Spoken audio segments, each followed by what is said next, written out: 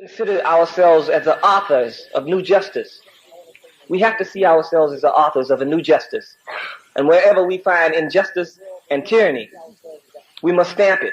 We must kill it. Frederick Douglass said the world belongs to the youth. Our job is to seize that.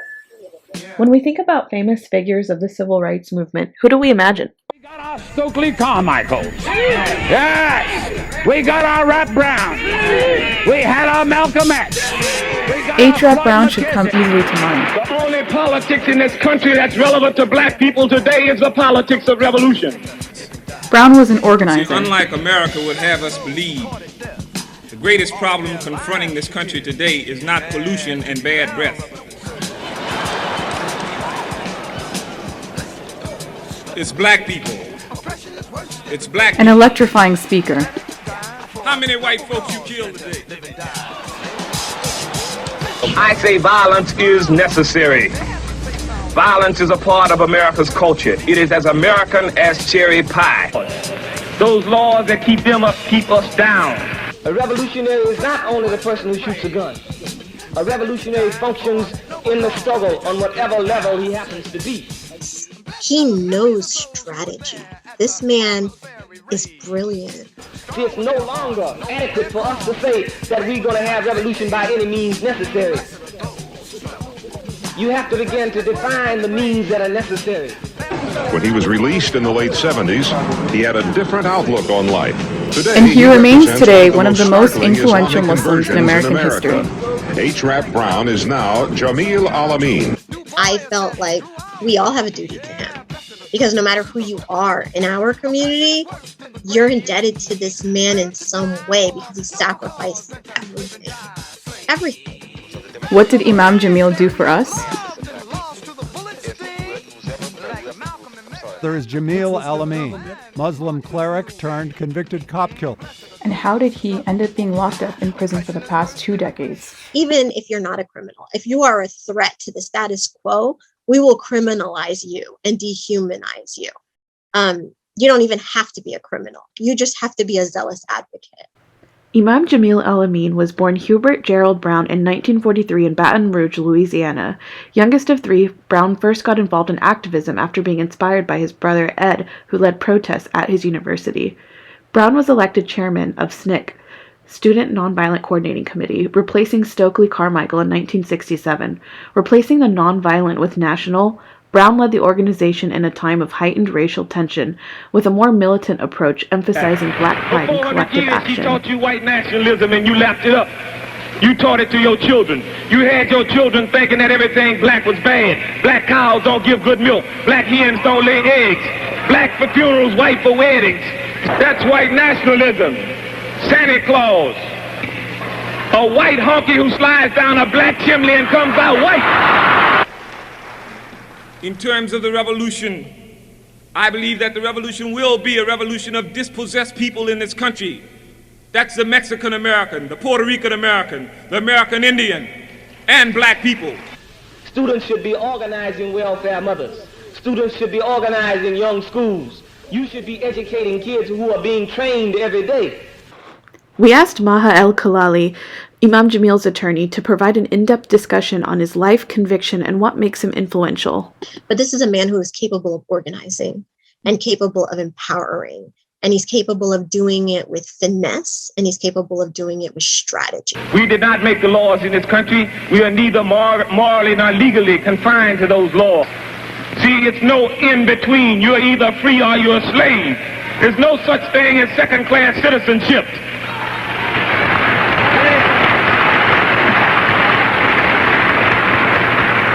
That's like telling me you can be a little bit pregnant. His wit and linguistic talent attracted many followers.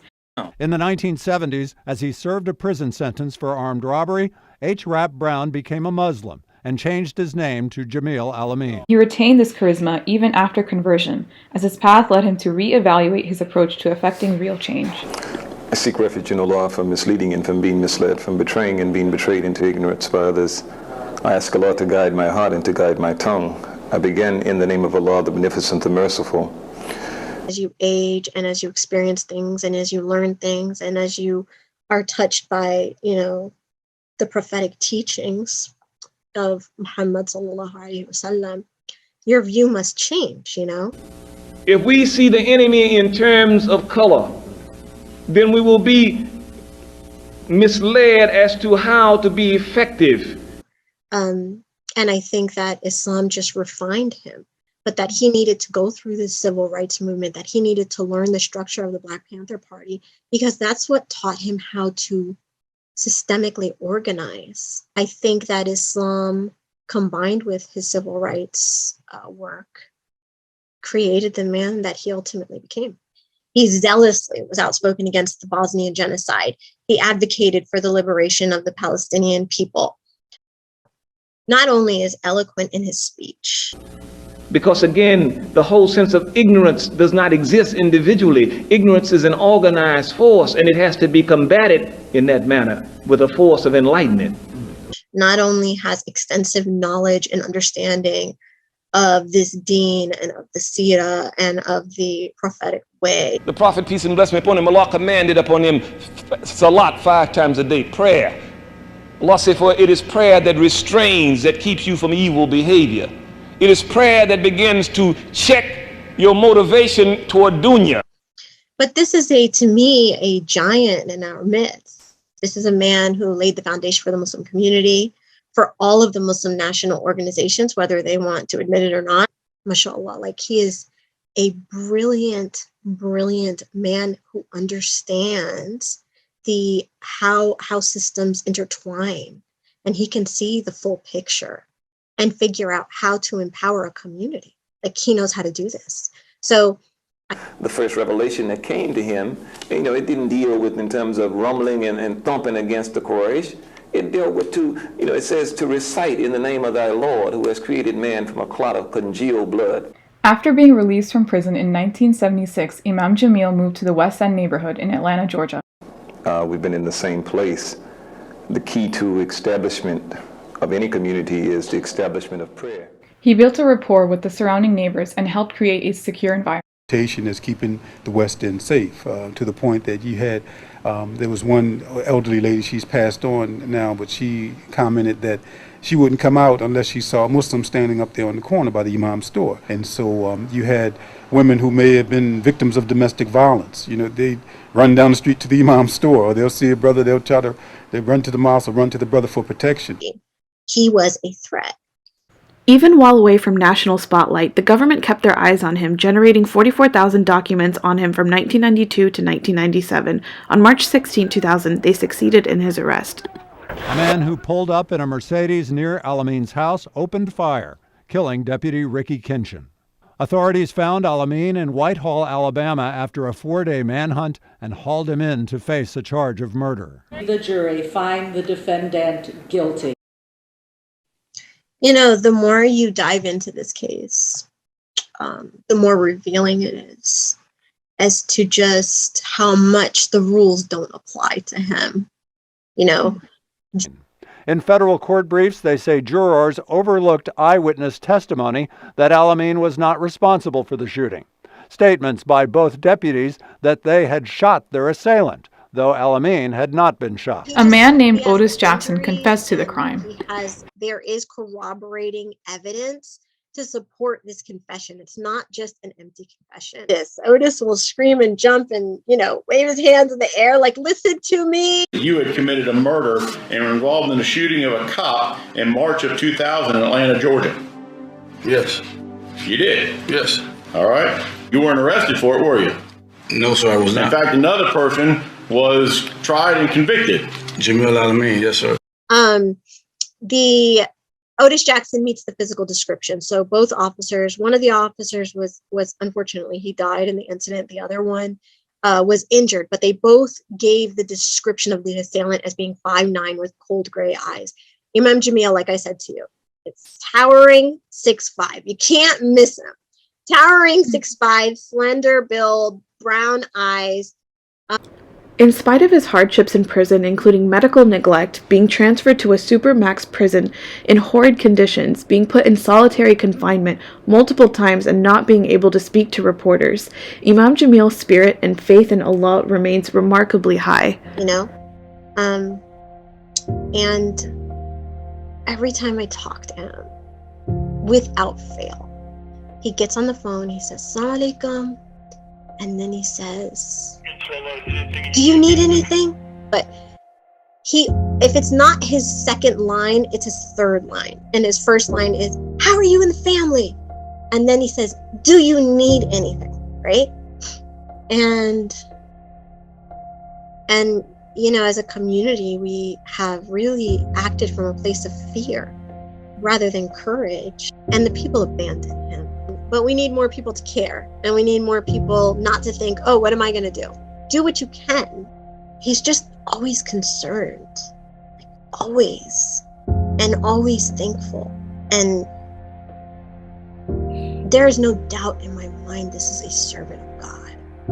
And in serving him, we're serving somebody that's beloved to God. Like, there is no doubt in my mind. And this really is a special human being. He's a different kind of soul. When Muslims begin to tell their own story, when Muslims begin to use the Quran and deal with the character in which Allah says is a character of righteousness, as opposed to a character of wickedness, when they began to identify Pharaoh as a character as opposed to an ancient figure, when Islam becomes real to us, when we begin to practice in a manner that is pleasing to Allah, it will eclipse any lie that they will put out there. They won't be able to tell people what Muslims are, because Muslims will represent what Islam is. But this is only based upon practice, for Allah says he will not change the condition of people until they change that which is in themselves. We're not so much outnumbered, we're out-practiced. Yeah.